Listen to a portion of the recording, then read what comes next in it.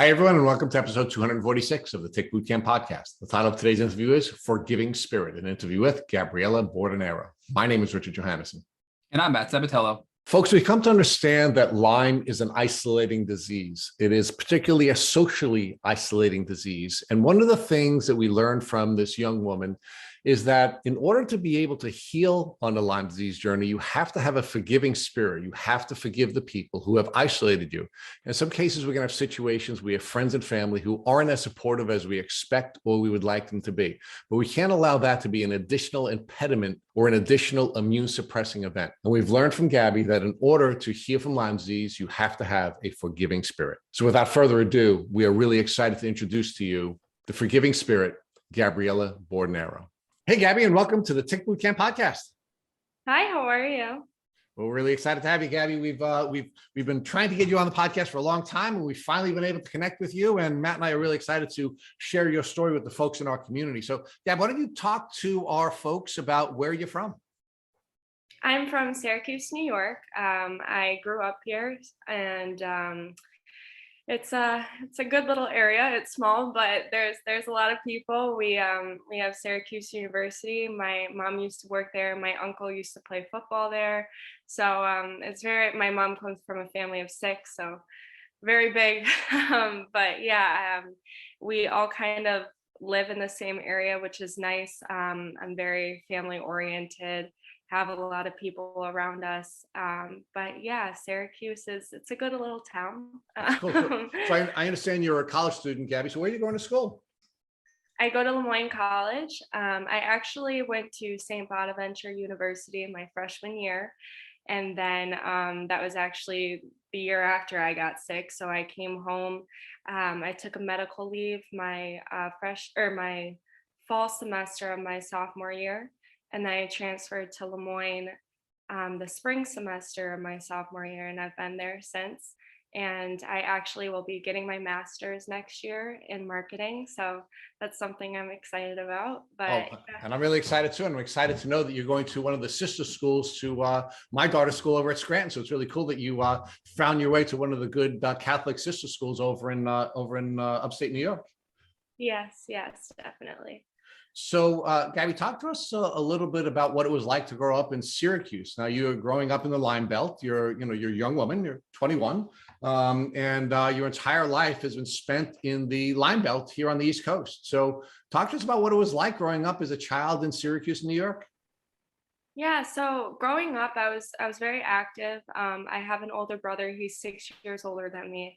He kind of forced me to get into sports and do anything outside. And my cousins, they have a ton of land where they live, so we would always get on their golf cart and go in the trails and stuff. And just very adventurous. I feel like I always wanted to be active. I feel like I couldn't really sit still. And if I did, I was either like painting or drawing or doing something. But it's a very active town. Sports are definitely big here. I think that also kind of, is led by Syracuse University, the football, basketball, lacrosse. And I was just kind of not bred, but I just kind of went into sports.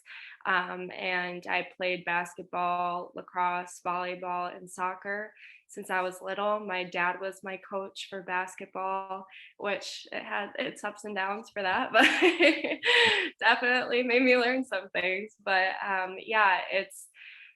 I definitely wouldn't want to grow up anywhere else. I love Syracuse. There's definitely times where I do want to leave when it gets a little colder out, but other than that, yeah, it was a good childhood. So Gabby, for the folks who are not New Yorkers or people who are not even from the US who are listening to this podcast, we should give them a context for what it's like to be in Syracuse, New York. I've actually spent a fair amount of time in Syracuse. It is a beautiful, beautiful community, but it's a largely rural community, right? There are a lot of outdoor activities. There are a lot of woods or forests, as some people would call them. And of course, there is this really powerful athletic culture surrounding Syracuse University, which is a part of the community that you grew up in. So you grew up in an outdoorsy community with a lot of beautiful outdoor experiences that are available to you and the people who live in that community. and you're an athlete. So you're a gal from when you were born until probably this morning who spent a lot of time outdoors, correct?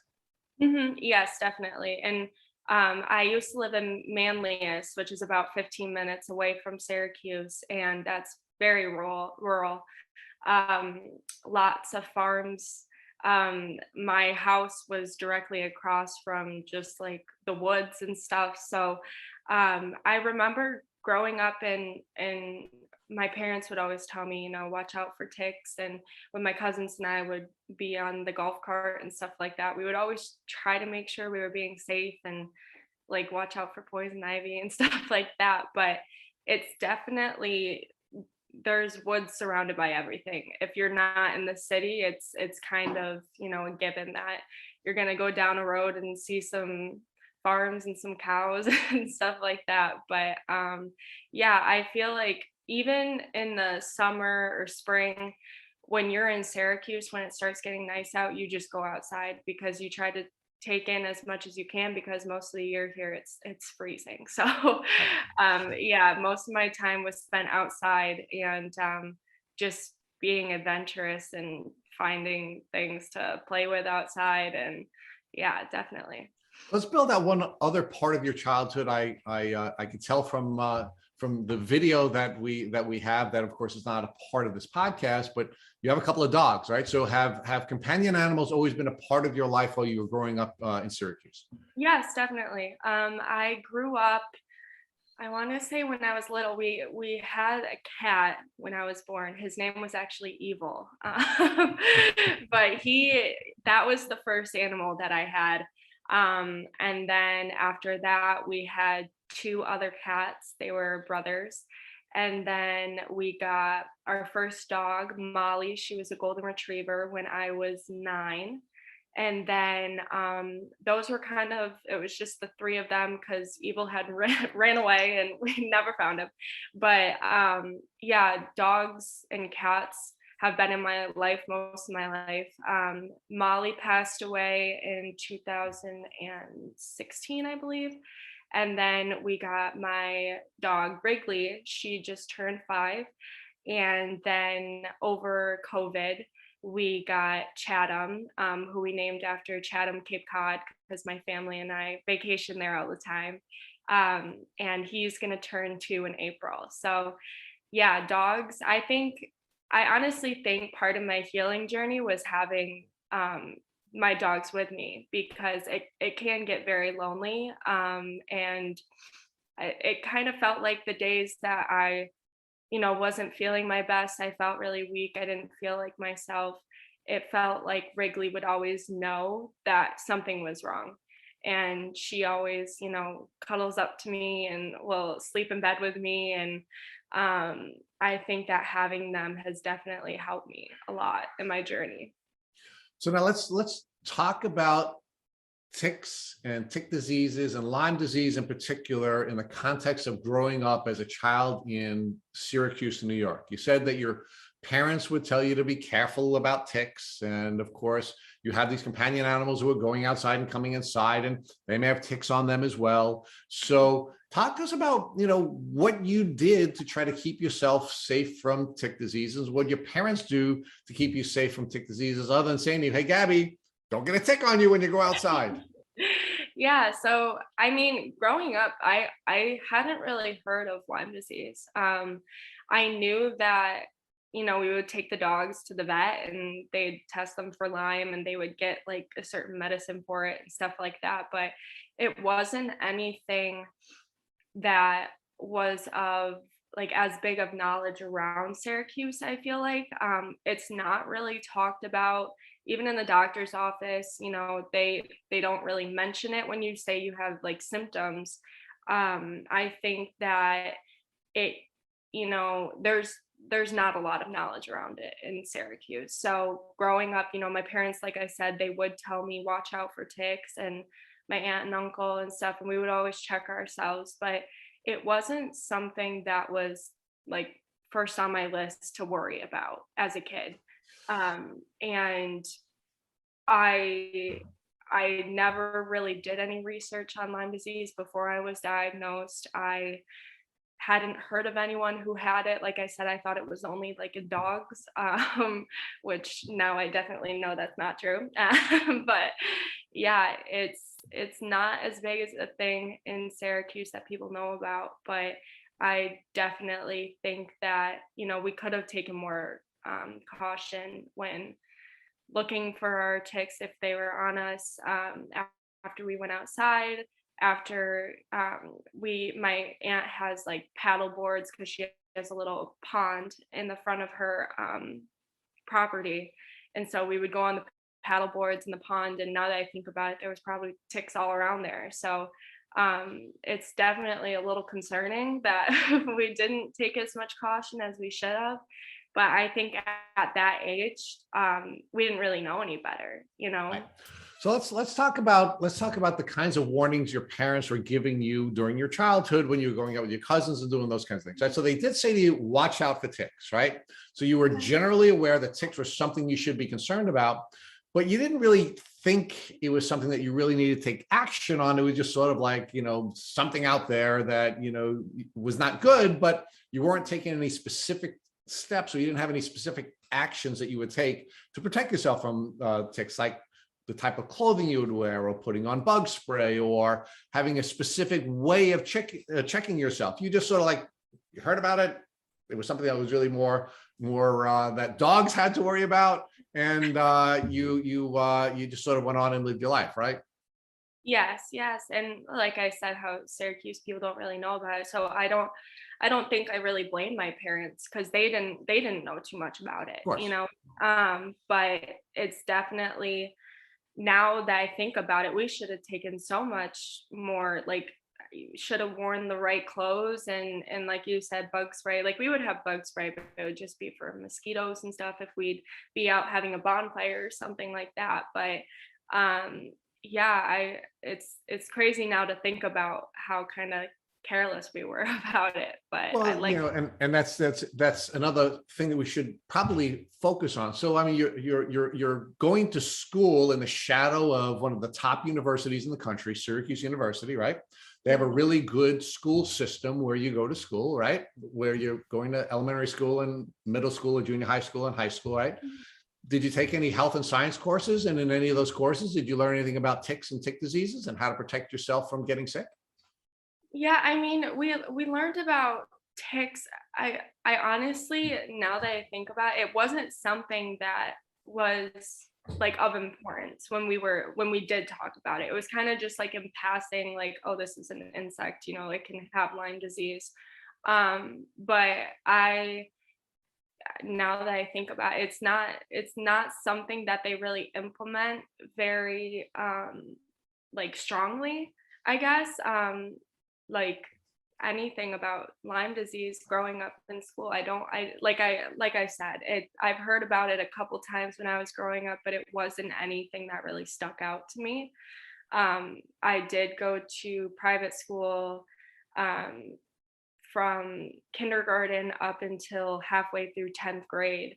And that's kind of when I was starting to develop more of my severe symptoms. And then I transferred to a public school. So I always wonder, maybe there was something that I missed when I transferred, because there were different, you know, they were teaching different things. The old high school I went to, that was a college prep school.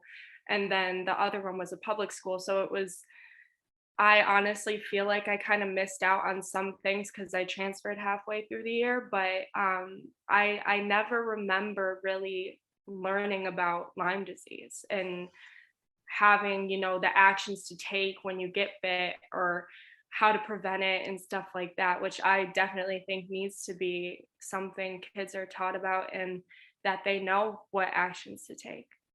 So you had awareness because your parents wanted you to be safe, and they knew that was something that you should be aware of. You had awareness because you received some information in school, either through health classes or science classes, but you never had an action plan. You never had actionable steps that you could take to keep yourself safe from this disease. By contrast, for example, I'm sure your parents gave you a set of steps you would take if you came in contact with a stranger, right? If you came in contact with a stranger, you should take a certain set of steps so that the stranger couldn't steal you, or or do something that would be unhealthy for you. So you had an action plan for that. You had awareness and action. But when it came to ticks and tick diseases, you had awareness but no education that gave you the action plan you'd need to stay safe, right? Yes, yes, All definitely. right. So now let's talk about a little bit more about your childhood and what your dreams and goals were. So you said you were a four-sport athlete, and of course you had a big brother who made sure that you were focusing on developing as an athlete. And again, you're in the shadows of Syracuse University. So what were your dreams? What were your goals? What do you think you were going to be doing with your future while you were growing up in this environment? Yeah, I thought sports were going to be in my life for a very long time. It was kind of what my life revolved around for a very long time growing up. I remember I'd go to school, come home, go to practice, and do my homework the next day, go to school. Like it was a very routine, it was like three core things: sports, school, and family.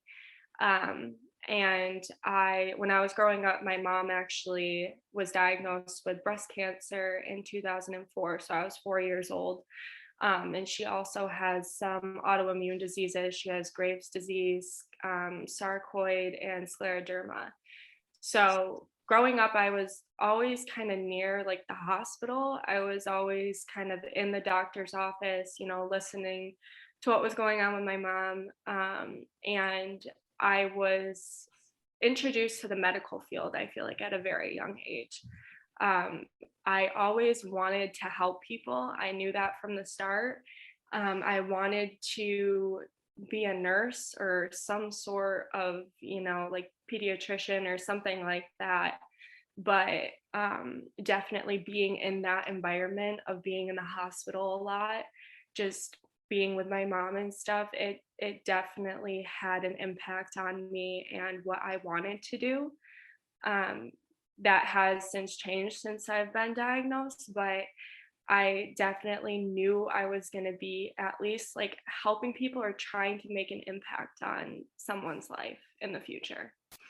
So, and we're going to come back to that and talk about how you're doing that now as a marketing professional, and how that skill set will be something that will allow you to scale the kind of help that you want. But let's pause there and not get ahead of ourselves in the story.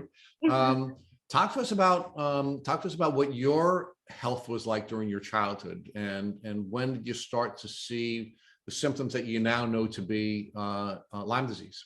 Yeah, so when I was younger, I had a lot of kidney problems as a child. I was in and out of the hospital.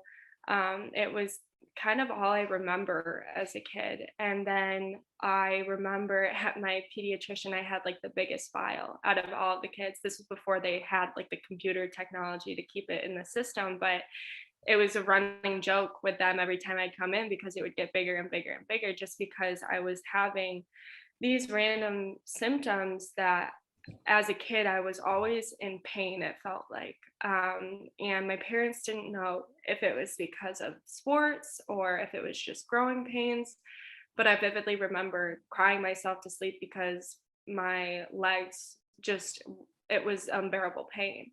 um, and my parents didn't know what was going on, so they'd take me to the doctors and the doctors would just kind of like blow it off. um, but it was always, I feel like we were just trying to get to the bottom of something every time we'd go in, and then we'd leave confused. um, I was doing well in school as a young kid, and then around, I want to say like seventh grade, I started having trouble remembering things. um, Teachers would ask me stuff, and I would kind of just like get really, really anxious and not know what to say because I wouldn't remember what they had just asked me or what we were talking about for the past 5 minutes. So I think that was a big thing that kind of made me wonder maybe something else is going on. Maybe it's not just the growing pain. Maybe like, why is this affecting my brain? I just didn't really feel like myself. And then a couple years later, like I said, I transferred high school. I just felt very behind. compared to the other kids in my class. I know I'm younger for my class. I'm on the younger side. So I wasn't sure if it was just maybe, I was just learning a little slower because they were older, but I definitely could see that something was going on. And I was embarrassed of it. I would always, my teachers would hand me back tests and I'd just wait to open them until I got home because I didn't want to open them in front of the class and like someone see my test grade and then not make fun of me. But it's just a self-conscious kind of thing. But there was definitely something going on, and we So didn't Gabby, you've been having classic Lyme disease symptoms since know. your early childhood. Yes. You had brain fog, you had memory issues, you had anxiety. So you had this mental health component. You had arthritic pain, in your body. So you had these very classic symptoms. Were you sharing these symptoms with your parents, and were you and your parents sharing these symptoms with your doctors, or was there some gap in symptom and description to the doctors that you were treating with? Yeah, so I would always tell my parents, especially with my mom's history of her health problems, I would always tell her what was going on because in my head I kind of thought she was like the doctor. She had enough knowledge about everything and anything medical. So I would let her know, and then she would be right on it and be like, let's take you to the doctors. Let's see what's going on, schedule an appointment today. And I think it was kind of hard for me to describe the symptoms I was going through because even now I say, you don't really understand what it's like until you have it. And it's hard to describe what the symptoms are for Lyme disease, and what at such a young age I didn't really know how to describe it. So I definitely think there was a gap between telling the doctors what I was feeling and them kind of understanding, where do we go from here? But it's kind of felt like the doctors are on the other side, if that makes sense. Well, right. So Gabby, you also had these migrating symptoms, right? You had one thing, then you had another thing, then you had another thing, then you had another thing, right? And the doctors were looking for a way of tying all of these migrating symptoms together. And that's another traditional Lyme symptom, right? And one of the things that Dr. Burascano shared with us is that one of the reasons why people with Lyme disease are often told that they're suffering from a mental health issue rather than from a physiological issue is because they have migrating symptoms. And because they're changing all the time, your doctors start to disbelieve you because it's always something every other time you come in, rather than them looking to see how these migrating symptoms may be tied together. For example, with Lyme disease, it's a typical traditional set of symptoms. So when was the first time Lyme came on your radar? And it may have been earlier with your parents, but just give us some sense of when Lyme first came on your radar. Yeah, so it was right after I had transferred schools. And This is in 10th grade. 10th grade, yes. Okay. And one girl who I actually grew up with, we were really close friends in kindergarten. And then she ended up transferring elementary school. So I had never seen her since. And then when I transferred high schools in 10th grade, we were at lacrosse tryouts and I realized it was her. And it was kind of like, seeing someone you hadn't seen in forever. And we kind of got right back on track to where we were when we were in kindergarten. But she ended up getting bit by a tick and she had the bullseye rash on her leg. And a couple days later at school, she was talking to me about it. And just the symptoms that she was experiencing, I remember vividly telling her, I think I have Lyme disease, because she was having the brain fog, she was having the, achy pain, and just all of the things that I was telling my parents that I was experiencing for most of my life. So it was kind of, like an epiphany, like, oh, maybe this is what's going on. So after that, I told my parents and we went into the doctors. They did some tests, and that was the first time that I think we kind of pushed for testing for any sort of like Lyme disease or anything, because I felt like there was like factual evidence that, someone's going through the exact same symptoms I am. How is it not that? Right. So one of the things that we see as a consistent pattern on this podcast is that very type of experience. So we call it either bro science or sister science, where, where someone comes in contact with someone else who's been diagnosed with Lyme disease. They have very classic symptoms.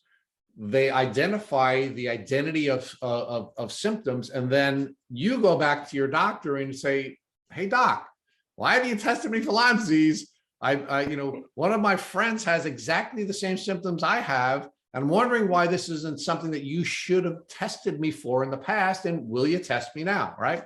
So the good news is, I guess you had a doctor who was willing to work with your family and was willing to give you the Lyme test. So that's a step up. I mean, I wish he, she, or they would have thought about it before, because you're in the Lyme belt and you have all these migrating symptoms, you have all these traditional symptoms, but let's not beat them up too much for that right now. At least the doctor was kind enough to say, all right, we're going to give you the Lyme test because you're bringing this to us, right? So what were the results of that test, Gabby? Did you test positive for Lyme disease? So it came back positive, negative. So they believed that I had an active infection before, but currently when I was tested, it wasn't active then. So I was confused because, you want to know that something's wrong, but I had never had the bullseye rash. I never saw any ticks on me. So what they thought happened was, like I said earlier, I have grown up with dogs and they would sleep in bed with me and stuff and come up on the couch and stuff. But my doctor believes that it was maybe like on my head, the tick, and that's why I didn't see it. I have really thick hair, so I couldn't really find it if I tried to, but that's kind of where they thought it was. But they believed that I had Lyme for most of my life. So now we know, of course, Gabby, that a tick doesn't necessarily have to be in your head to hide from you. Ticks are very good at hiding. They're very small. They're hard to see. In some cases, ticks are as small as a poppy seed. And, in very few cases with people who are suffering from chronic Lyme disease, have they found a tick biting them. So it doesn't have to just be in your head. It could be behind your ear. It could be in your ear. It could be in your belly button. It could be anywhere. And you just simply wouldn't have found it because it's, it's just hard to find them. So Gabby, did anybody ever talk to you about the possibility of you having congenital Lyme disease, meaning maybe you were born with Lyme disease because your parents were also in the Lyme belt? Your mom had some symptoms that perhaps sound a lot like they may be Lyme symptoms as well. Has there ever been a conversation with you and any of your doctors and your family about the possibility that perhaps your mom has Lyme disease or your dad has Lyme disease and that could have been congenitally passed on to you? Yeah, so I actually had never known that it could be passed down until a couple months ago, and I believe that they had talked about that in passing. During that time when I was diagnosed, I feel like it was kind of all a blur. So they probably did tell me. I just can't remember right now, but my mom has been tested, my dad has been tested, and they've come back negative. But as we know, there could be false negatives, and they could have been positive for it. But Wrigley's excited that we're excited to have Wrigley on the podcast as well. But yeah, my mom, she'll even tell me sometimes she has a lot of the symptoms that I do. So she gets worried, what if she has it? How did I get it? And I definitely don't ever want my parents to feel like they're the cause of it or they did something wrong, because they definitely didn't. But of course not. It's but Gabby, no one, look, Lyme disease is a disease of exposure, coming in contact with a tick or coming in contact with the diseases that are spit into a tick. It's no one's fault. It's just part of living in an experience where we have a lot of contact with the outdoors. And if we want to blame anyone for Lyme disease, I mean, look, it may be a bioweapon, and we can talk about that another time. We can talk about global warming and the impact that's having on the proliferation of Lyme disease, and we can have those conversations. But it certainly never would be your mom's or your dad's or anybody's fault. I mean, that's not the way this disease works. It's a disease. It's an illness, so I would hope they would never feel that way, and I hope you would never feel that way. It's really just a function of you being in this beautiful, the upside to Syracuse, New York is it's a beautiful place where you have a lot of opportunities to enjoy the outdoors. The downside to it is there's a lot of dangers that you're not prepared for, that now people like you who are Lyme advocates, who are doing things like you are on social media and participating in podcasts like this, we're going to not only make people aware, but we're going to give them the action steps they can take so they can enjoy and love the beautiful outdoors in Syracuse, New York, and other parts of the world, but also not get sick, right? That's why we're doing this. So let's focus one more minute on your diagnosis, and then Matt's going to start to take you through the next stage of your journey. When you took the Lyme disease test, did your doctors tell you that there was a strong possibility that you would either have a false positive or a false negative because these tests are not accurate tests? No, I honestly, when I was diagnosed, I remember I came home, I had just had the testing done, and I came home from one of our basketball games, and my parents sat me down at the kitchen table, and it was kind of like they didn't want to tell me because they didn't want me to be scared. And as soon as they told me that I was positive for Lyme disease, I actually jumped up and was celebrating it, because you finally know you're not making it up. And I think that was definitely one of the hardest things, dealing with, telling doctors and them kind of blowing it off. You start to think, these people don't believe me. Is there something else going on in my mind that I'm making myself believe that I'm sick or something? But to finally have that validation that you have something going on is probably one of the most it's just a feeling that you can't really describe. But after that, it just feels like it was just kind of okay, you were positive, this is what we usually do, we'll give you some doxy and then go from there. But it felt like they weren't really invested in it. So Gabby, we know that a diagnosis can be so validating, but in your experience before your diagnosis, I mean, you were sick your whole life, but then when you were about, I think 16, and it was August of 2017, you started to have, I think you fell and you hurt your leg, you mentioned, and they thought at first you tore your ACL, your MCL, and they did all these tests, but your knee was fine, but yet you had all this pain. Then a month later, you got this cold and you had all these symptoms and they never went away, right? Yeah. So talk to us about that doubt where you're feeling these symptoms, you're feeling worse than you were in the past, but yet doctors can't figure out what's wrong. Did you truly believe that possibly it could be all psychological, or where are your emotions at this point before your diagnosis? Yeah, so when I was injured, I got injured growing up playing all my sports, and that was actually one thing that I was very self-conscious about, because it seemed like every season something was physically wrong. I was really prone to injuries, and it got to a point where people would spread rumors and be like, she's not injured, she's fine, she's making it up and stuff like that. So that kind of put doubt in my head, why don't these people believe me about an injury when they can visibly see something's wrong? And then to go back to when after that, I feel like just finding, my brother, he in 2012, he had a grand mal seizure out of nowhere. And we found out he was born with paraventricular nodule heterotopia. So it's hard for me to explain. Well, I credit you for even being able to pronounce that, Gabby, Thank because you. I couldn't, if you taught me for 10 minutes, I couldn't restate that word. So what is that? Can you explain for us what that is? Yeah. So he was born, it's like a group of neurons in his head that just misfire. But it wasn't until he was 18 that he had a seizure out of nowhere.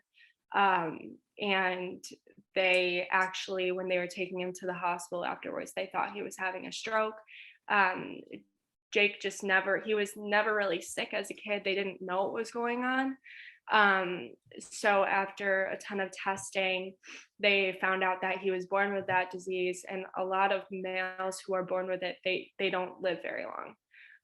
So it was kind of a blessing in disguise to find that he had this going on, and to go from there, how do we treat this? How do we make sure he's okay? But after that, my parents kind of looked at me, and I was studied a lot for neurological things because Jake had this going on. So they wanted to make sure I was okay, if I could have any neurological problems.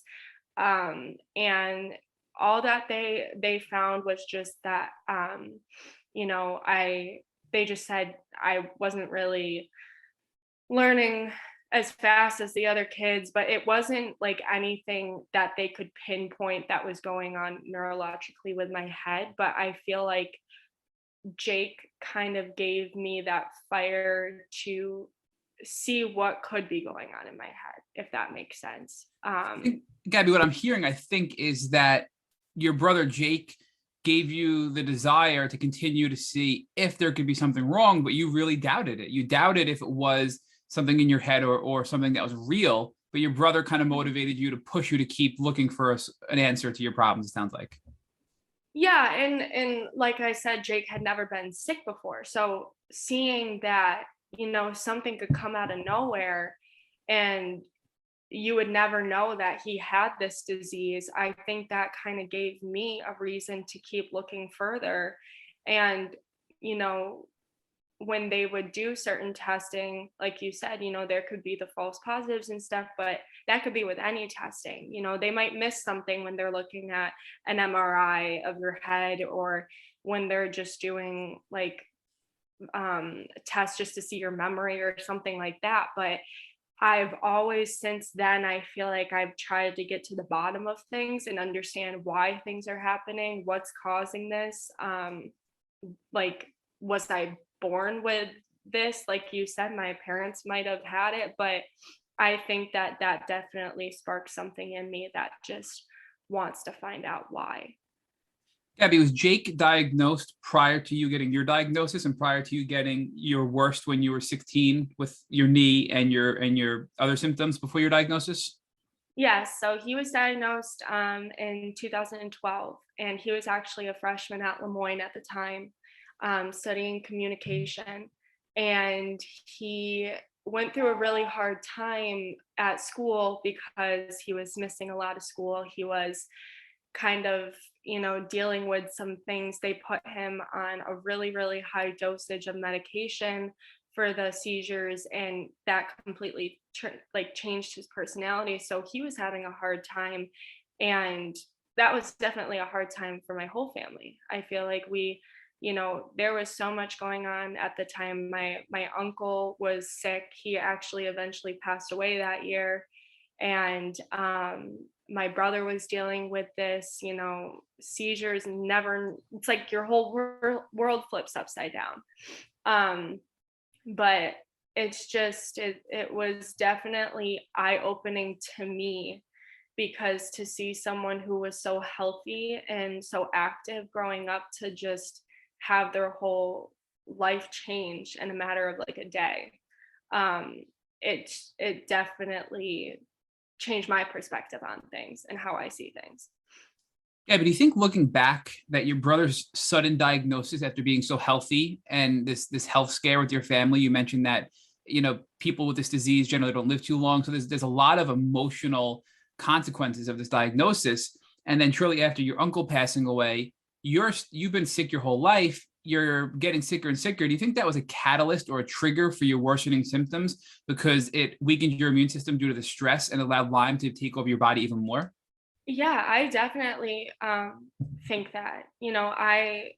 When I was that age, actually, one of the things that kind of also started my parents kind of wondering what was going on neurologically, I developed tics. So I would like shake my head, like I would turn my head a couple times, and my mom noticed it when I would watch like TV on my computer. I'd just be sitting on the couch and she'd be like, Gabby, why are you turning your head so much? And I wouldn't realize that I was doing it.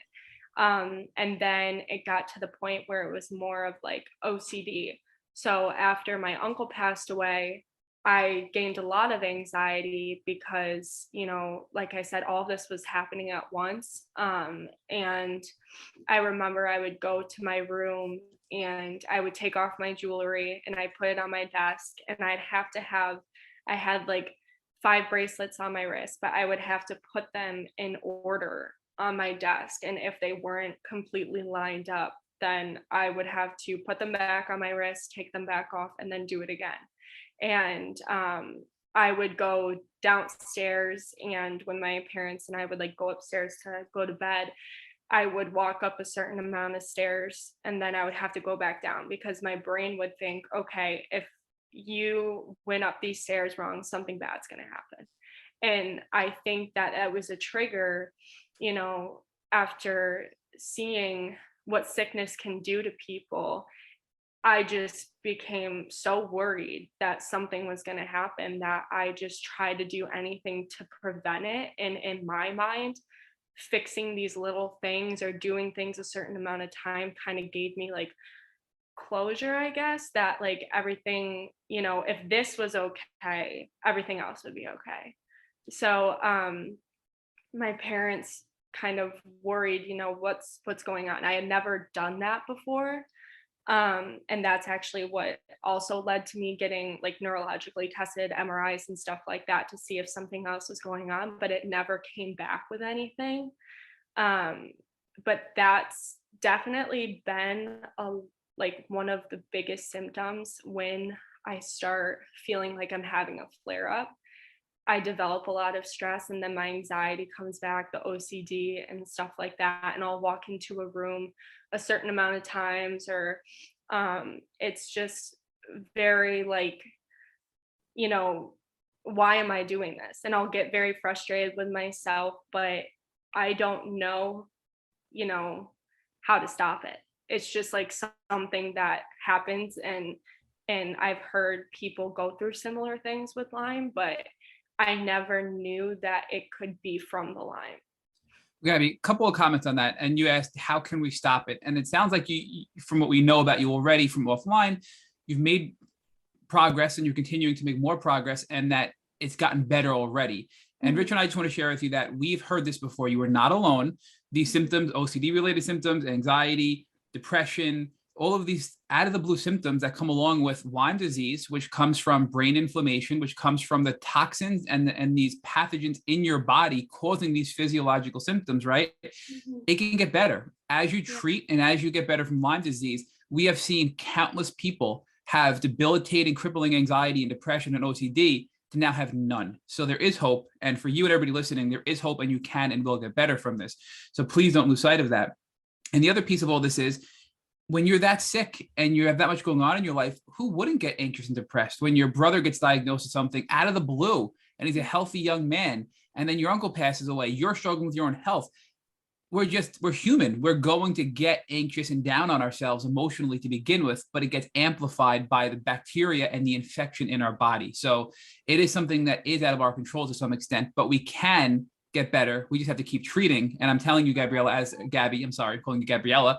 Gabby, as you keep treating Gabby, you're going to continue to get better and better and better. And we've seen this in countless other stories on this podcast. So, but I do want to follow up with this whole, in school, when all of your peers kept telling you she's making it up, she's not injured, right? I mean, when that would happen, how would you address that? Because I think a lot of people have things like that, whether it's they're in school and people are telling them you're making it up, or whether they're in the workplace and people are saying you're lazy, you just don't want to do the work, or whether it's family and they're saying you're lazy, you just don't want to do your chores to their brother or their sister.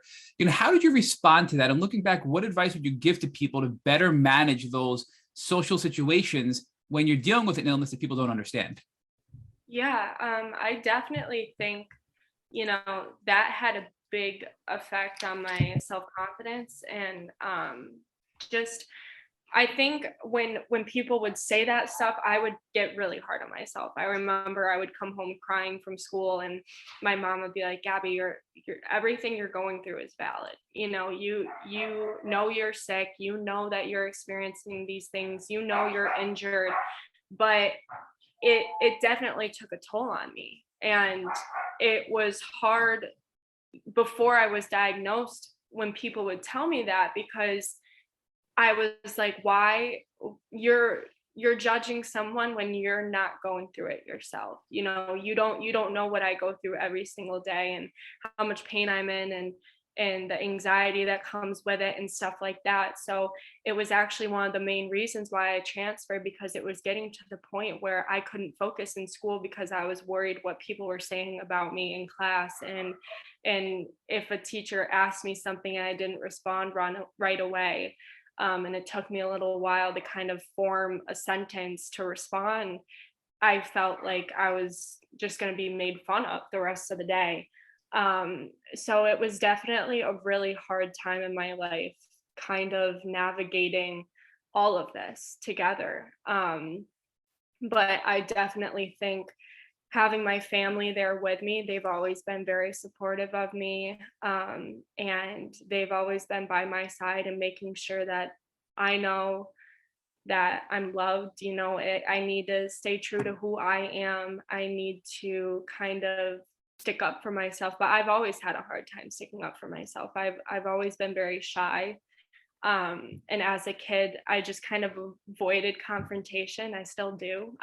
So when people would say that stuff to me, I would just kind of go into like a little shell. Like I wouldn't know how to say anything, or I would just walk away and probably go cry because that was just my first reaction. But I definitely think I've learned that, this is my journey. This is what I'm going through. I know what I'm experiencing. Other people experience it as well. And I can't get mad at people for assuming things because they don't know. They haven't experienced it. They don't know what it is. They're making their assumptions. But everyone does that. You can't stop people from doing that. So I think just holding your ground, knowing that whatever you're going through is valid, and just staying true to yourself. Gabby, I can't help but wonder, because you're a better person than I am. If I were you, I would have been much more greatly impacted by these types of things. And your graceful response to these things, where you'd have a reaction, you'd go home and you'd cry and you'd lean on your family, but then you'd say, you know what, they don't understand. And it's almost like you were forgiving them, even though they were being so cruel to you when you were so sick. I have to say, I think your confidence and your strength and your support, your familial support, helped you look at these things through a better lens.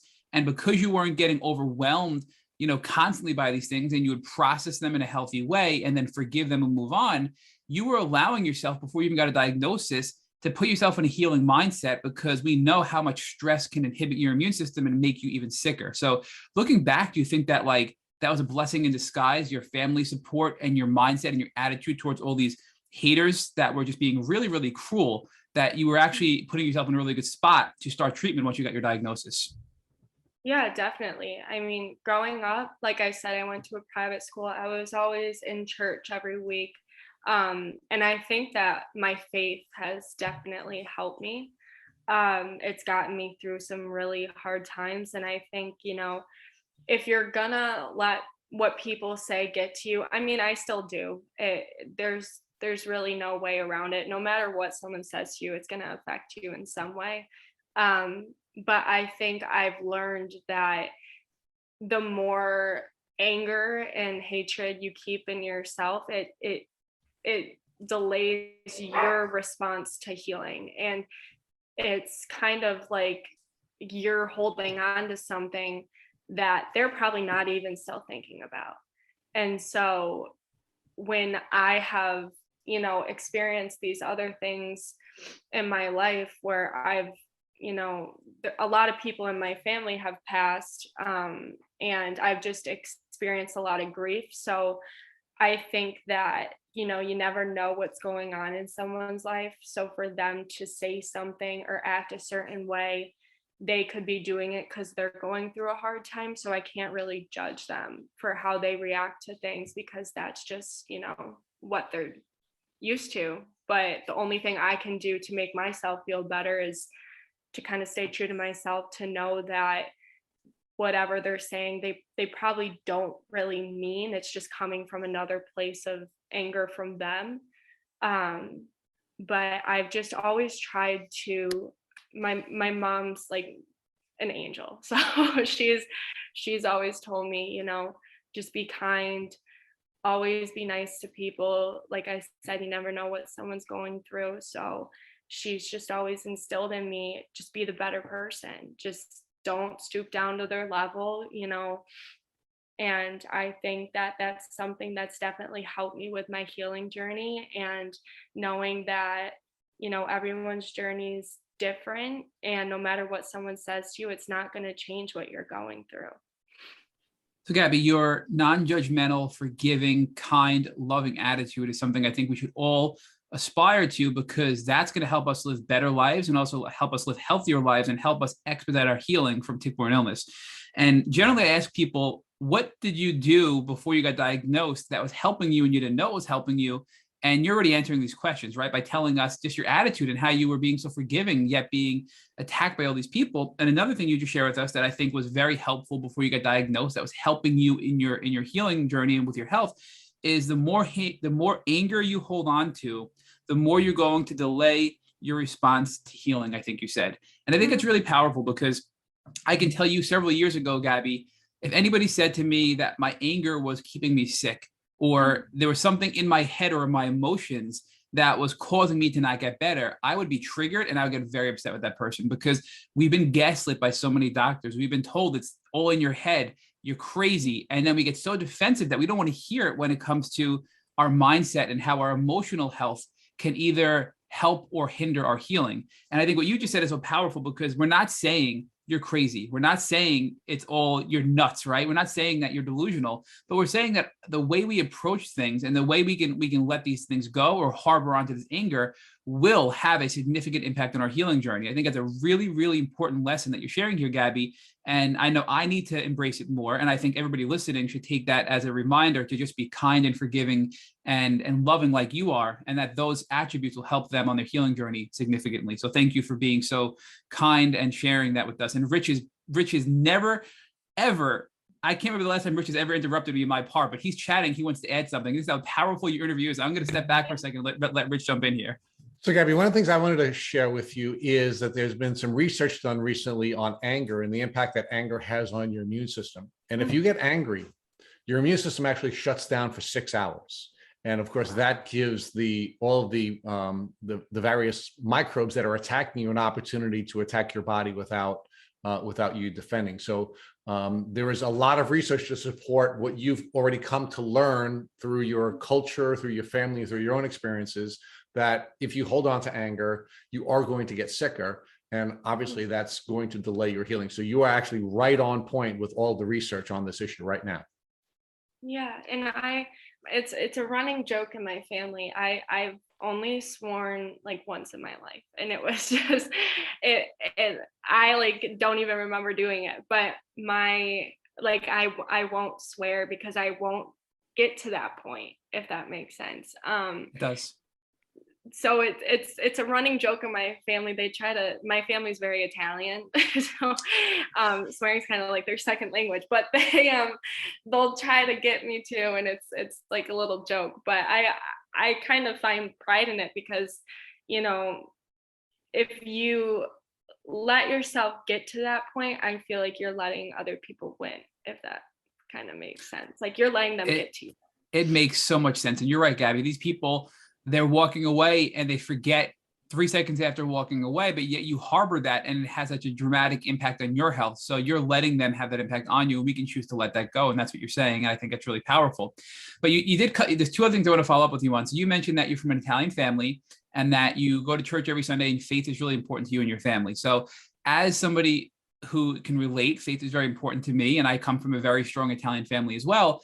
I know that my family support, my mother, my grandmother, my father, my grandfather, my sister, my brother, they were all key players in my healing journey. And I know my faith was another integral part of my healing journey. So talk to us how your family and your faith helped you get through the hard times before your diagnosis. Yeah, so I guess I didn't really take into consideration how important faith was to me until after I transferred high school. Because I was at a private school my whole life. And, we would have religion class and all the things like that, like pray before every single class. And then I transferred to public school, which it was a great experience for me, but I felt like something was missing when I transferred. And that was around the same time that I was starting to develop more serious symptoms and kind of, start my journey with Lyme. So I definitely dove deeper into my faith. I actually have a little Pinterest board where I'll put like all of these quotes and verses in there. And whenever I start getting to that place where I start to worry and feel like I'm not getting any better or anything like that, I'll go to that and I'll just read all of them, or I'll go online and go to like Bible verses and stuff like that. And it just makes me feel more at peace. And that, everything happens for a reason. And I know a lot of people, you can get in that mentality of why me? Like, why is this happening to me? I didn't do anything wrong. I didn't ask for this, but I think that it's definitely given me a better outlook on life. And with my faith, it's helped me kind of rationalize things. And I don't get angry that it's happened to me, because it's given me this platform to kind of express to people, what you can make out of it. But I think having my family by my side, like I said, we're a huge family. No matter what's going on, we have a huge family group chat, and if something's going on, everyone rushes there to be with each other. There was actually just a death in the family, and we all just come together, and it's like, no matter how long we haven't seen each other, no matter what happens, like if there's little drama or something, like no matter what, we're sticking together and we're there for one another. And I think that definitely when my uncle was sick, that's when it showed the most, because he was sick for 3 months and spending every single day in the hospital, and he had to be flown to New York City to stay there for a month, and then came back to a hospital here. So I think that actually like made us stronger.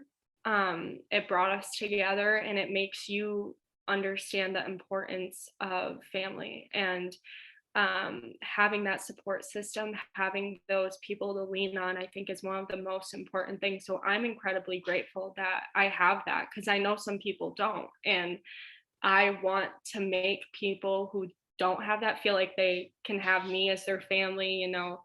I feel like the Lyme disease community, we are kind of like a family. We're like that big Italian family that's always there for each other. If someone has something wrong, you're going to want to help that person. And I think that that's definitely one of the best things that you can have while going through this. Well, Gabby, we're grateful and thankful for you. I mean, you're teaching us right now so many powerful lessons.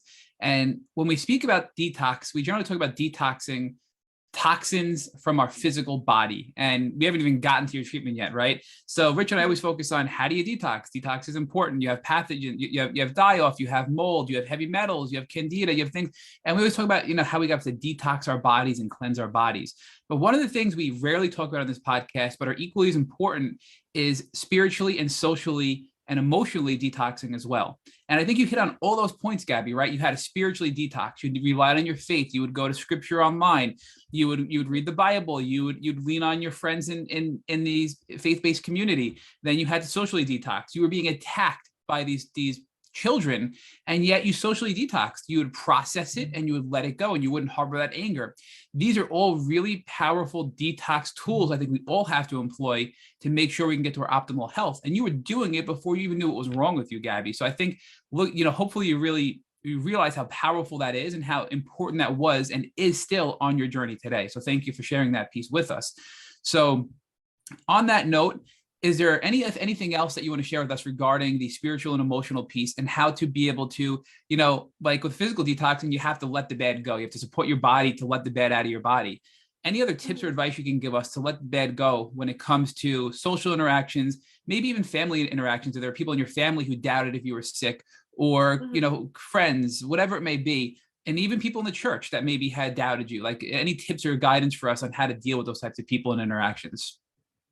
Yeah, I guess like what I had said earlier, what you're going through, what you're going through is valid. And one thing that's kind of helped me, I know a lot of people have gotten into like journaling lately, but writing down like what's going on right now, what things during the day that you think triggered you or something like that, write it down and then try to figure out why that triggered you. Why is that something that's bothering you so much? It might be something that's happened in the past that's reminding you of, but maybe think of how you dealt with that before. And I think that's also something I mentally do when something happens, like right in the moment. I'll think back to a time that I've experienced that before I react, because you kind of, you lessen your reaction. Which you could say stuff that you don't mean. You could react a certain way that's not true to yourself. So I think kind of rationalizing everything and just, knowing that, like I said, everything happens for a reason. And to come back to, even if you're not strong with your faith, I think just realizing that like you're your own person, you have your own journey. You can't let what people say get to you. I mean, it's hard, but just kind of knowing that it's not you. It's not you that's done anything wrong. This is life. It's there's going to be ups and downs, and it's just a matter of how you're going to interpret it. And I think that the way that's helped me the most is just knowing that, I'm going to get through this. It's something that's happening right now, but like you said, there's been so many stories, especially on this podcast, where they've had such a deep blow and they've come so far out of it that they're not even the person they were then. So I just think that, like I said, just stay true to yourself and just keep doing you. So Gabby, that another really powerful takeaway there for me personally is our friend Krista, she talks to us and she uses the word put your feelings on trial, right? And when you do that, you're evaluating if what you're feeling is logical or not, and then you decide how to react to it. And I think by you're saying you want to write it down. It's almost like journal what's going on, what's bothering you, what triggers you, and then figure out why is it bothering you? Why did you react that way? And then find a way to change it so you don't get triggered down the road, is what you're saying. And I think that's just a powerful lesson for everybody, healthy, sick, whomever in the world, that can help us all live better lives. But more importantly, for people that are sick, it'll help us live happier, healthier lives, because we'll be happy mentally, which helps our immune system. And we can continue our healing through strengthening our immune system and our emotions. And that's a really powerful, I think, piece that we don't focus on enough. So thank you again for sharing that. I do now want to go to your diagnosis, though, and your treatment. Thankfully for your friend who shared with you about the tick bite and the bullseye rash and the common symptomology, and you asked your doctor for a test, and it sounds like it was IgG positive for a past infection, but IgM negative for a current infection, correct? Correct, yes. So that indicates you probably have had Lyme for quite a while, possibly congenitally, and now you're realizing that a lot of your health issues probably all connected back to this diagnosis. So you talked to us earlier that this was something that for you, you're like, finally, I know what it is. But then you also noted that your doctors weren't really taking it seriously enough. So you had this mixed bag of emotion. You have happiness, you have hope, but then you're looking at your doctors going, well, why aren't you taking me more seriously? So walk us through the diagnosis and what that was like in the short term for you, emotionally and also physically. Yeah, so like I said, I was kind of joyful that I had something wrong with me and that I knew what it was. Um, and I think since I didn't really know much about Lyme, I didn't know what the right steps were. So I thought, okay, they're putting me on doxy.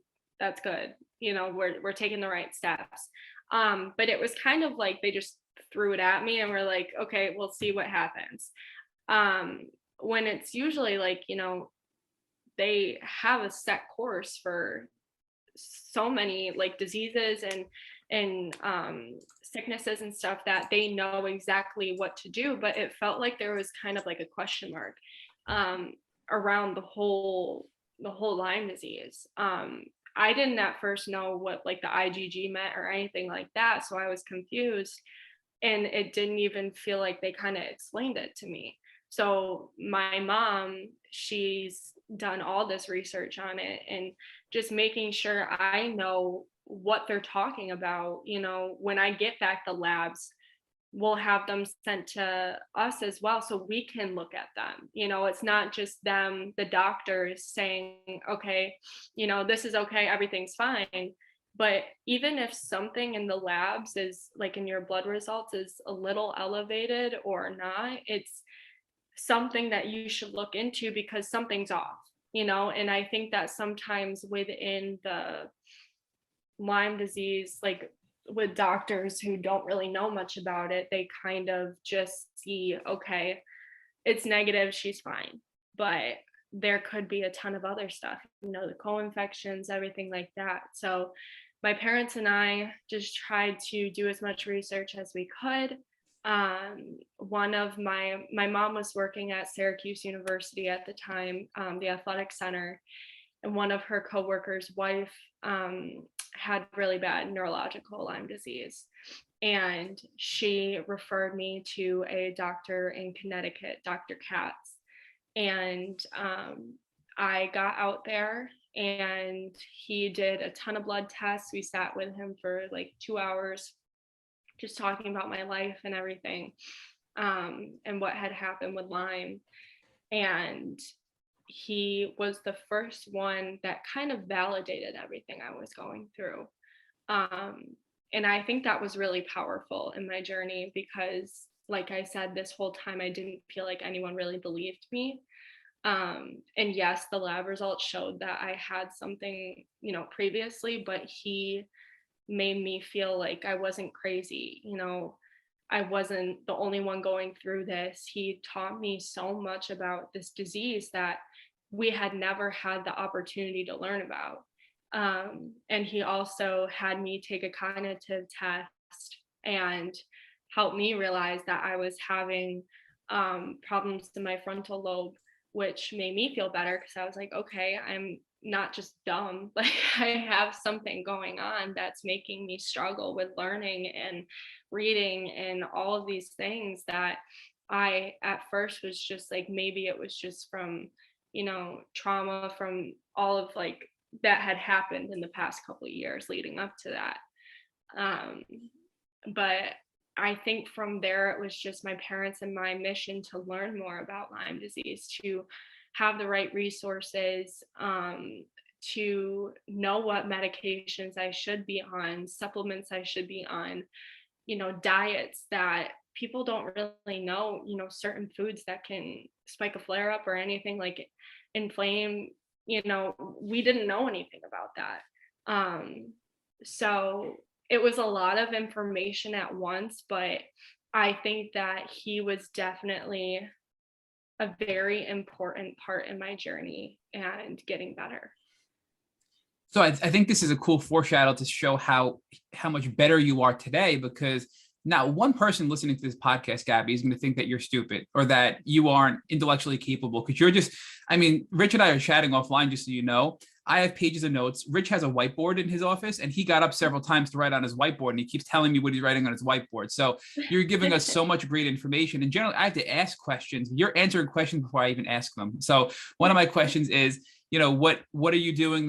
What are you doing to help yourself? What are you doing from a tip or a hack standpoint? And what are lessons you've learned you can share with other people? And you're answering them, right? Like you just share with us that you and your mom learned you have to get copies of your blood work. And we've heard from so many people in the past that they had tests done for Lyme and other things. They were told that they were negative. They then asked for copies of that blood work and they were positive. I was tested for Lyme in the beginning. I had, I think, 3 or 4 Lyme tests done within like a 1-month period.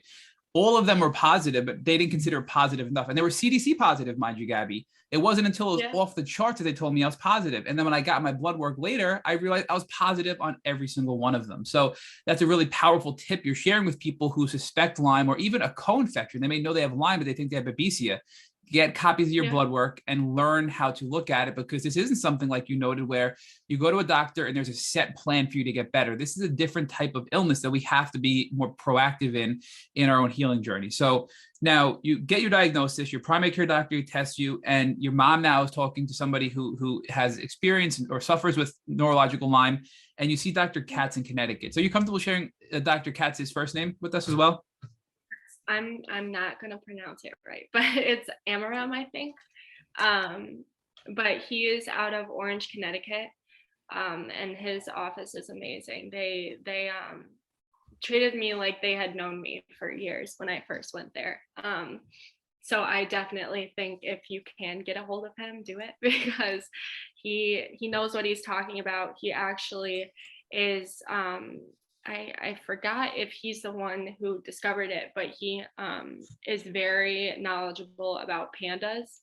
And he believes that, I was suffering from that as well. So like I said, there was things that we were learning that day that I never knew existed, but it made so much sense when he would say it, that it's just like everything starts to click and everything starts to come together, and you kind of just feel like, okay, I'm on the right track now. Even if you haven't started anything that he said, like you're just walking out of the doctor's office, you just feel such a big relief because he knows what he's talking about. And I think that that's definitely something that people struggle with, trying to find doctors that want to help them.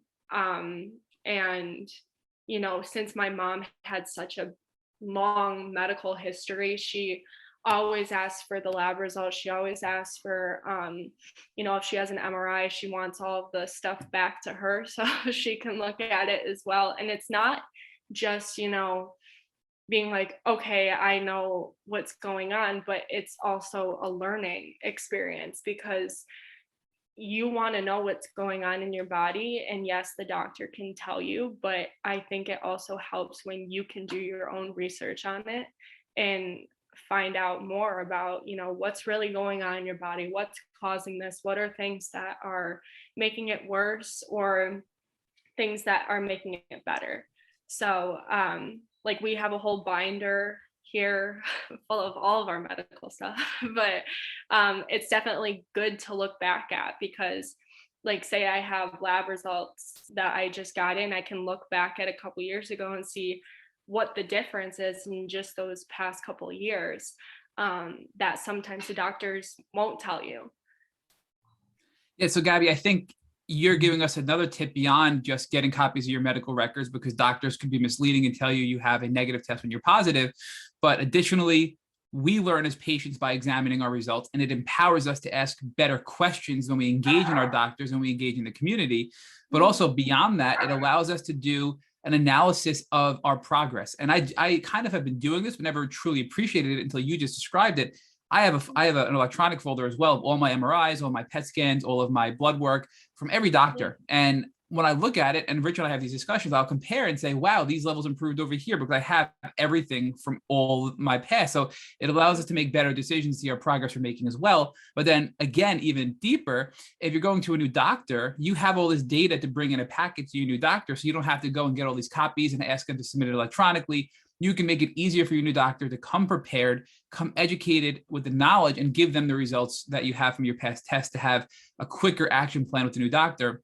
And we know with Lyme, it's generally not one doctor who you're going to see and get better with. You're going to see many doctors, right? So that's why it's powerful and important to have this binder of medical history that you can bring with you from doctor to doctor to doctor as you go through the trial and error process to get better and better and better from Lyme disease. So I never really thought about it as a whole, like that from all those different angles. So thank you for pointing out all those different reasons why it's so important to do that. So also I think you brought up another brilliant observation here with children and Lyme. So pandas and specifically behavioral issues and neuropsychological issues seem to be more prominent in young children based on what we're seeing with these Lyme specialists, and we hear this over and over and over again, like Dr. Phillips talks about it, and he's a leading Lyme specialist as well. And you have had Lyme probably your whole life. And a lot of the things you described, the OCD, the anxiety, all those things were probably neuropsychological symptoms of Lyme disease. And now you're going to a doctor who understands that and can explain it to you and now make sense of all the pieces to your puzzle. So you had to walk away from that doctor's appointment feeling pretty good and having a better understanding of what was going on in your body, right? Yeah, definitely. And like I said, it was the first time that I kind of felt validated by everything. And just being there, it was very emotional as well.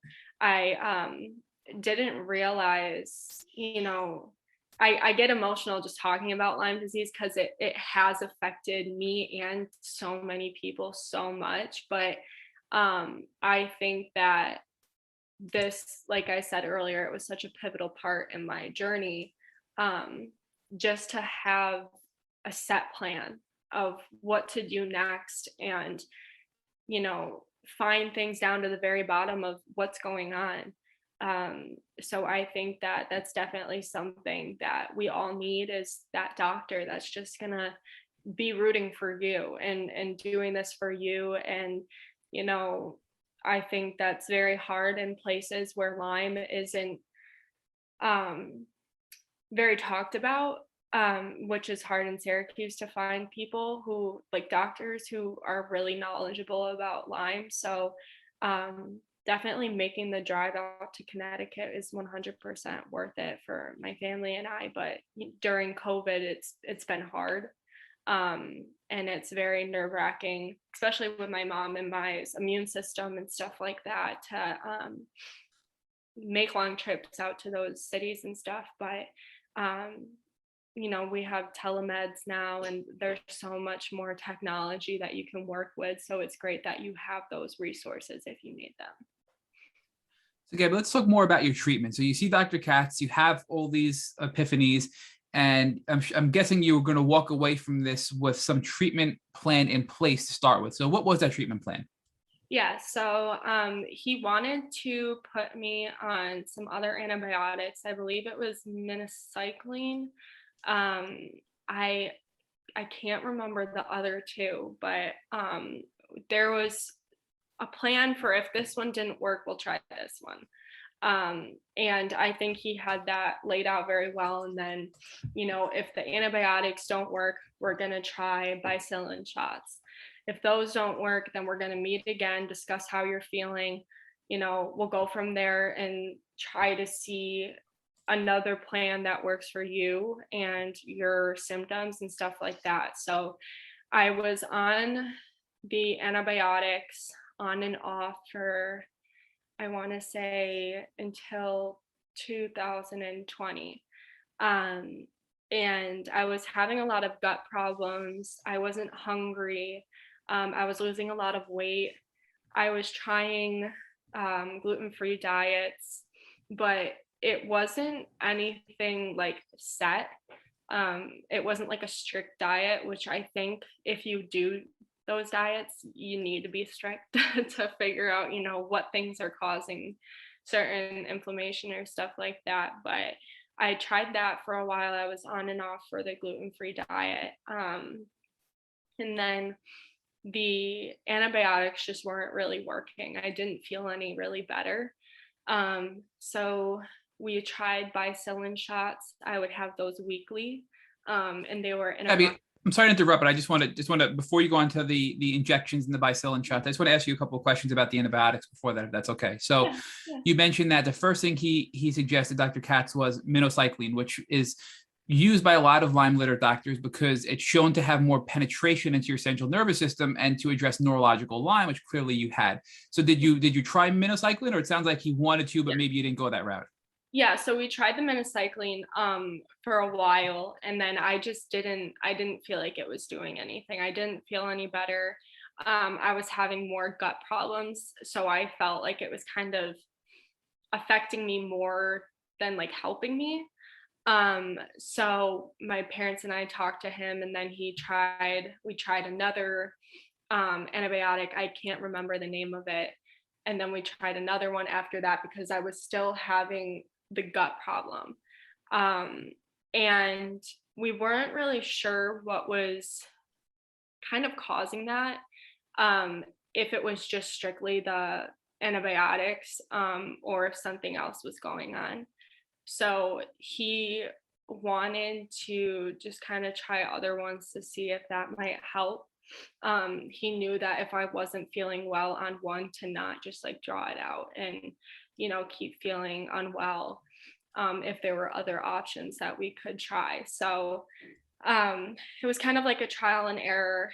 And then after that, I think he was just, let's try something stronger, or something that, maybe it wasn't our first idea. So we did the bicillin shots, but after the third shot, because it was weekly, I woke up and my legs were completely stiff and I couldn't feel them.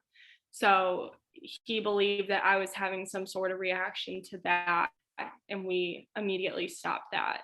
So my experience with antibiotics and just medication in general, I seem to have some sort of reaction to it, where my body just disagrees with it. I don't know why, but it's kind of hard because those are like the main things to treat Lyme.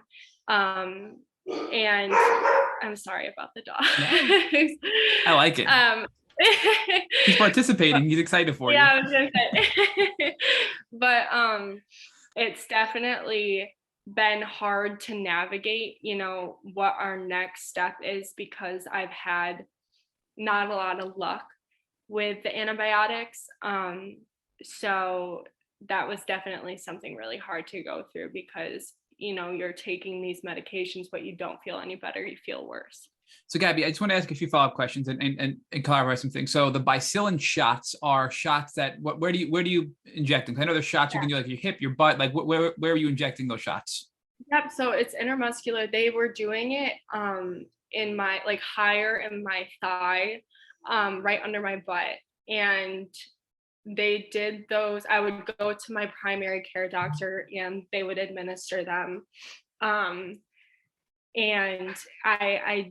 I just remember waking up one day and my legs were just completely stiff, and I didn't know if it was the I'm sorry, my dog is drinking water. If you can hear that. No. But they didn't know if it was due to the shot or something else is going on, because that's the reaction I had after I had injured my knee. My legs were completely stiff. I couldn't move them. So it kind of triggered something in me where it was like fight or flight. Like I just immediately thought back to when that injury had happened. So we went to the doctors and they just said, stop it immediately. And then after that, they kind of wanted me to take a break from medicine to see if my body could just kind of heal itself, which I was a little confused on, because I was like, my body's so weak right now. How is it going to possibly help itself? Well, Gabby, before we go on, I want to get to that, but I have a few follow-up questions still. So the bicillin shots were really just long-acting penicillin, another antibiotic, which you weren't reacting to well to begin with. It was just a different way of administering it, and you stopped doing that, and that's when you said, all right, we're just going to see if your body's strong enough yet. But you still felt weak, and you knew in your spirit that wasn't the right thing to do, it sounds like. But before we get there, when you were on the other antibiotics, it sounds like you were on a ton of them before the bicillin. Mhm. The first question I have is, how long were you on the antibiotics for leading up to the conclusion of the bicillin injections? How long was that time period? I want to say, so I started it probably March of 2018, or no, 2019. And then I started the bicillin shots in August of 2019. So it was about a couple months. So by 2020, you were at that point just kind of giving your body a rest to see what would happen. Yep, and that was also during the time that I had taken the medical leave from school. So I was taking 2 online classes at that time. But it was kind of just a time for my body to just rest. I had just been kind of like go, go, go. I was in St. Bonaventure the year before, which is 3 hours away from home. And like I said, I'm incredibly close to my family. So that was hard on me, being that far away and going through all of these symptoms, and not really knowing how to take care of myself by myself, especially because Lyme is just so, life-changing, that being 18 away from home, it's like I don't know how I did it. It's just, I think back to that time, it's kind of all a blur because there was just so much going on at the time. I had also, they told me that I had 3 kidney stones. So I was going through that, which was not fun. So just going through all of that at once and being away from home, I think took a big toll on me. Which, how we said earlier, stress can definitely add to the symptoms and stuff. So I think my body was just craving rest and just needed a second to just slow down and kind of figure out what was going really on with itself. So after the bicillin, we just kind of took a chance to see what would happen. If I did start getting really bad, then we would go back to Dr. Katz and he would come up with a plan for that. Yeah, but did you make any progress? It sounds like most of 2019 you were treating after you got diagnosed, and you were treating with Dr. Katz, and then you stopped towards the end. Was there any progress in your symptomology? Because we know you had a ton of neurological symptoms, but you also had physical symptoms too, right? So were you seeing relief in any areas and with any of your symptoms? No, I honestly felt like I was just kind of, having the same thing every single day. And I think back on it and I wonder if that was the right decision. But with Lyme, you never know. You never know what treatment's going to work. You never know, what decisions are going to help you. But I think in the time it was the right decision. But no, I just felt the same the whole way through, which was frustrating because, you're in college and you see all these people having fun and living their life and stuff. And I was never one to like party or drink or anything, but it was just weird to sit in my room and like know all of that was going on and that I wasn't like physically able to do that. And I had also at that point, I hadn't played any sports since senior year of high school. And I was playing club lacrosse, but then COVID happened and it was just kind of, everything just kind of shut down. So that was definitely a hard time mentally and physically, for everyone, I feel like, during the COVID season and everything like that. But especially with having Lyme disease, you're scared, to even go outside when COVID happens. So all of that happening at that time was definitely a lot. Now enter 2020 and COVID, and your Dr. Katz is telling you to kind of just take a break. Let's see what happens and see if you feel any better. Maybe there's going to be some residual effects of the antibiotics now that you're going off of them. I mean, do you feel any better? What's your health like? Do you improve, you decline, do you plateau, and what do you do next? Yeah, so we took a break still. I'm gonna move out from the dog. Sorry. He's happy for you because you're doing so good on the podcast. He wants to congratulate you. But yeah, we at that point, I think we had just taken a second to, like I said, just kind of work on my body. But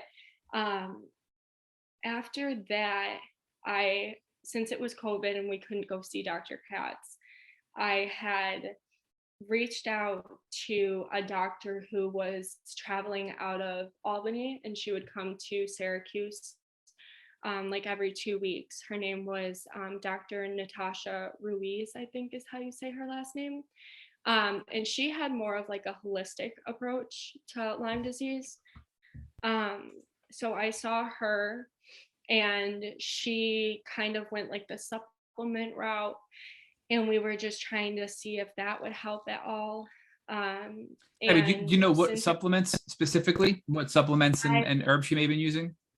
She wanted me on iron. I know that because I've always had low iron, which in the future, I had iron infusions because I was so low. But iron, and then I think vitamin B.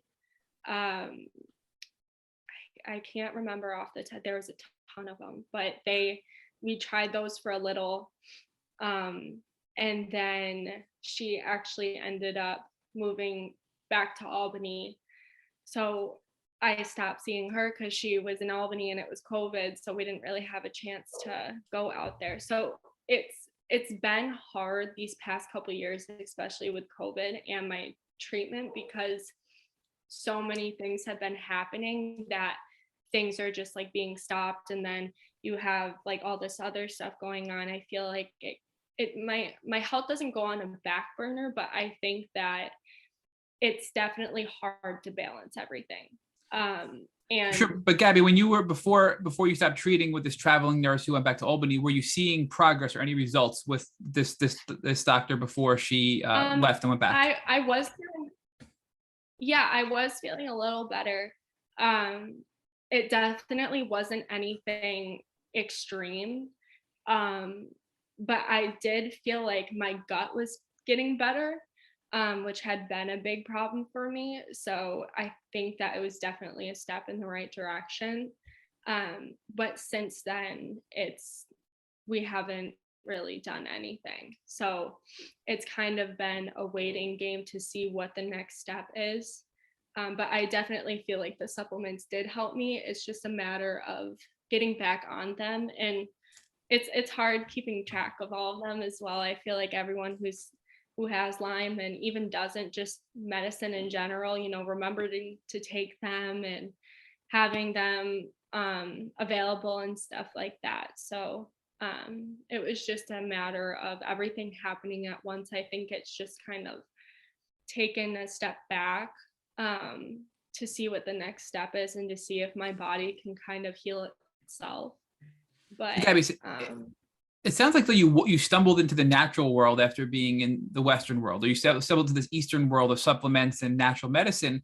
And you're making an observation initially, which I think a lot of people today, even Western doctors, starting to recognize that there's a huge connection between our gut health and our brains. And they call it the gut-brain axis. And if we can improve our gut health, we can have a drastic positive impact on our brain to help us heal and to help us with neurological and psychological symptoms, and also physiological things as well.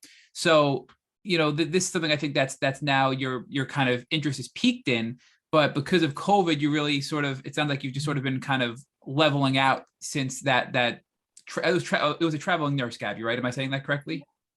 She's I believe she's a PA. Travel, okay. But yeah.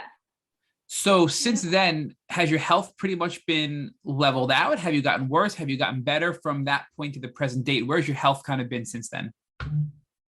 Right now, I definitely feel like I'm kind of going backwards. I feel very weak. I don't know if it's just, I know a lot of people, when it starts getting colder out, their symptoms, spike, but it's definitely, I've seen a change since I had last seen Dr. Ruiz.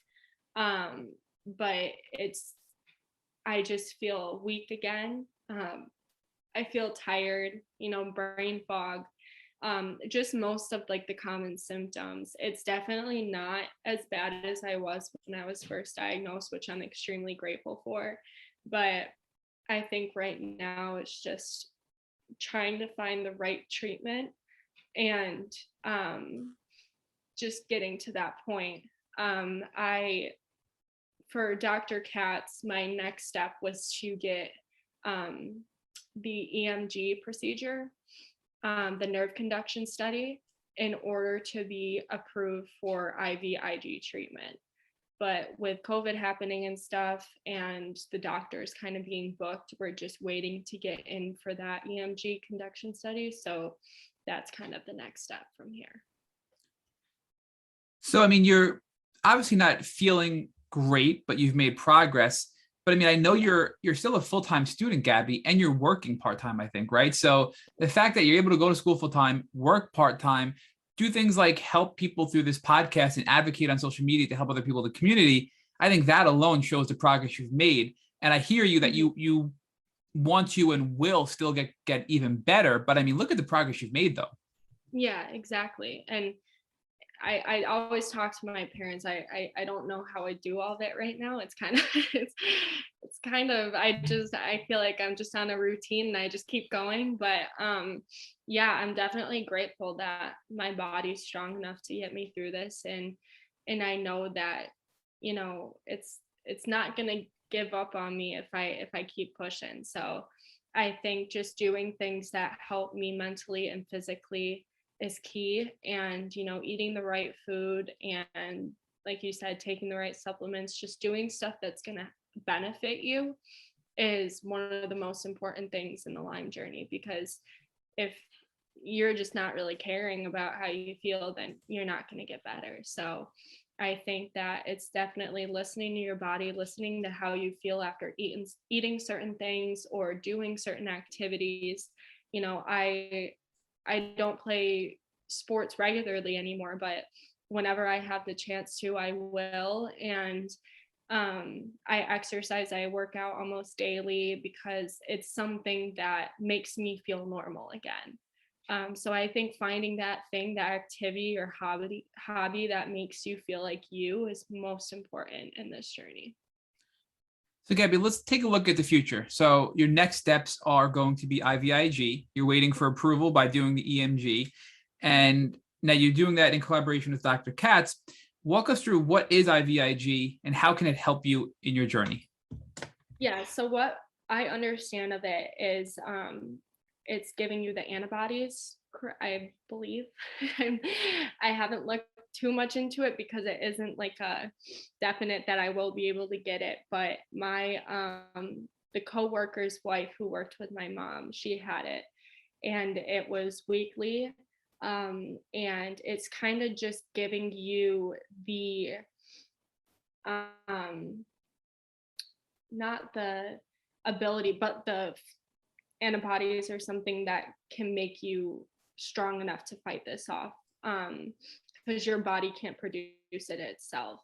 So she would have a nurse come to her home weekly and administer it. It's usually about like 4 to 5 hours a day, one time a week. So it's definitely something that my parents and I have to figure out, because I am a full-time student. I am doing 2 internships right now and working.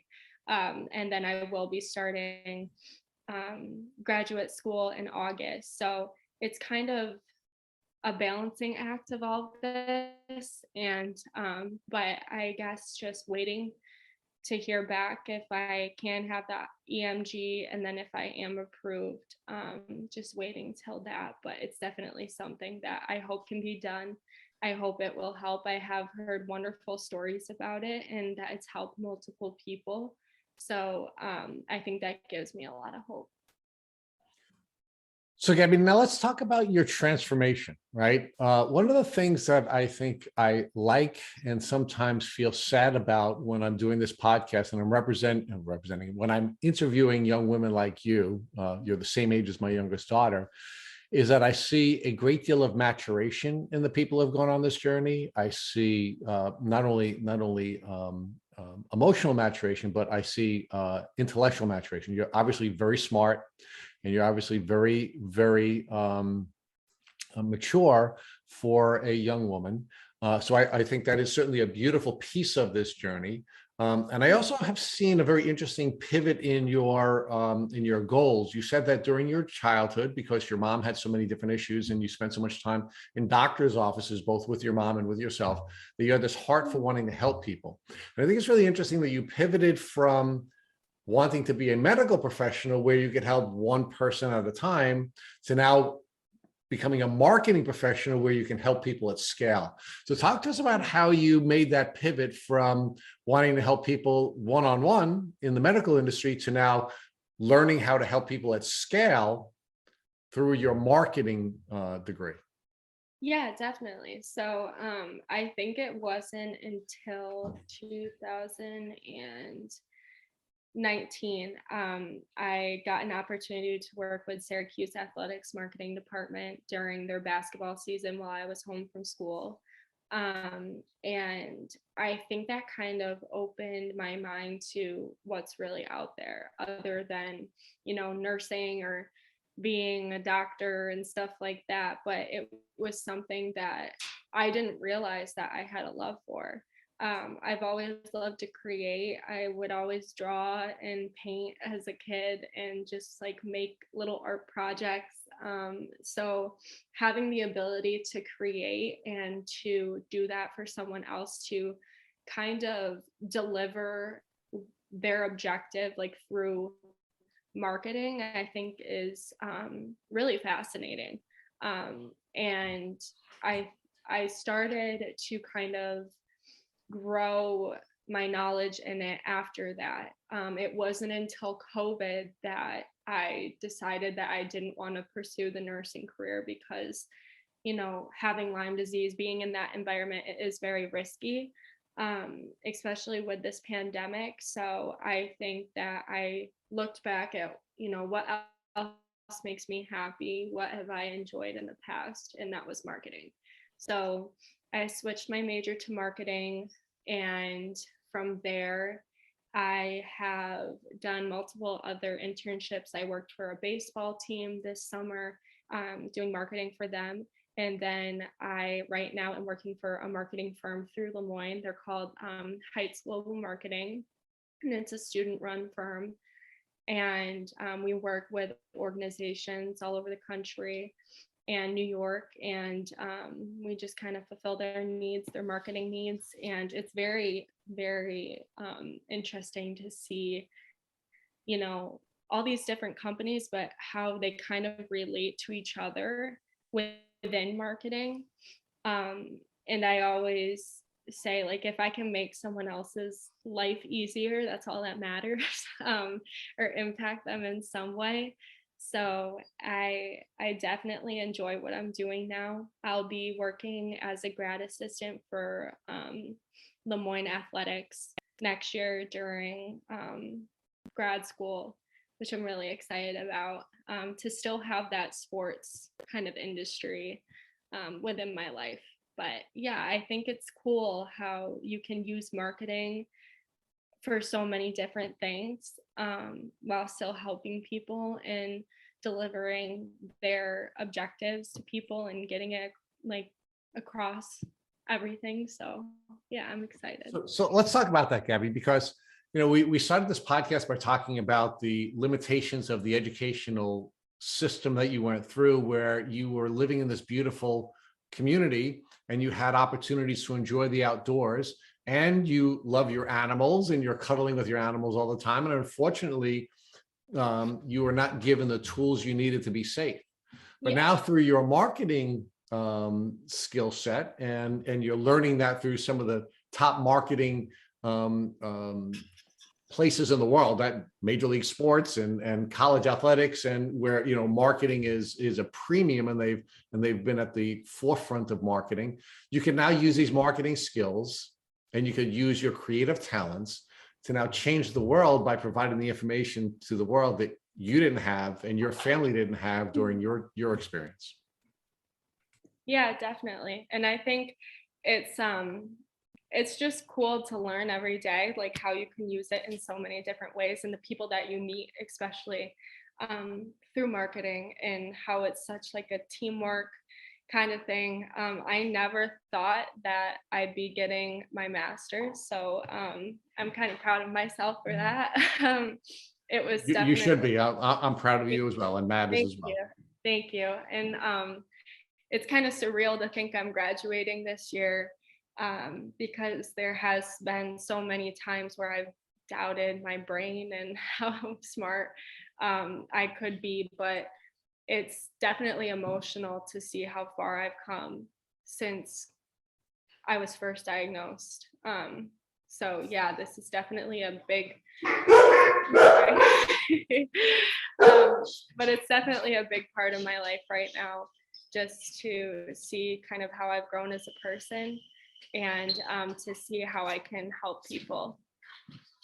And to see how tough you are to grit through all of this and accomplish as much as you have, despite having all these health issues and all the challenges that come along with dealing with health issues, which is really admirable. And that certainly makes Matt and I very proud of you as well. Thank you.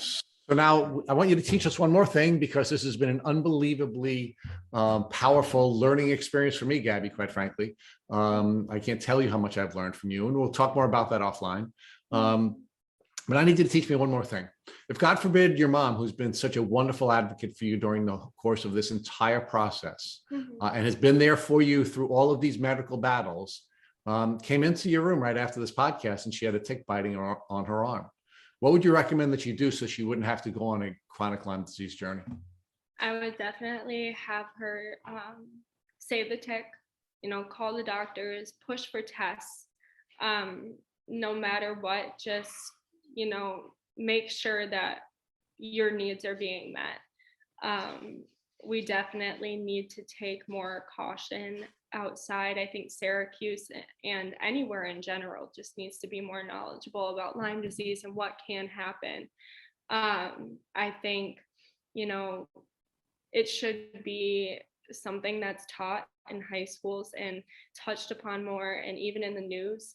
But yeah, I think just, checking yourself daily, no matter if it's winter or summer, or no matter where you go, just making sure that you're checking yourself and that you're taking action as soon as possible, because the longer you wait, you never know what could happen. So I think just staying on top of things, making sure that your questions are being answered, getting those lab results back, keeping track of everything, and just trying to stay as healthy as you can.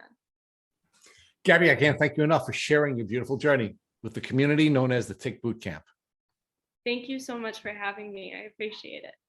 Thank you for listening to the Tick Boot Camp interview with our guest, Gabby Bordonaro. To our listeners, we have a call to action. First, if you'd like to learn more about Gabby Bordonaro, please visit our Instagram pages at Gabby Bordonaro or Gabby's Dailies. Second, if you enjoyed this episode of the Tick Boot Camp podcast, please share it with your friends by using the social media buttons you see at the bottom of our post. Third, we here at Tick Boot Camp have created a Tick by Blueprint. It has been inspired by the information that has been provided to us by past podcast guests.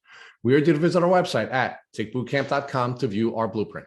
Please note we would appreciate any input or any improvements you would like to share with us and our community. Fourth, don't forget to subscribe to this podcast on Apple Podcasts, Google Podcasts, or Spotify to get our automatic episode updates of our Tick Boot Camp podcast. And finally, we thank you, the folks in our community, for your comments on our past podcast episodes. Please kindly take a minute to leave us an honest review on iTunes, on Instagram, or on our website. We make it a point to read every single one of the reviews we get. Thank you, as always, for listening.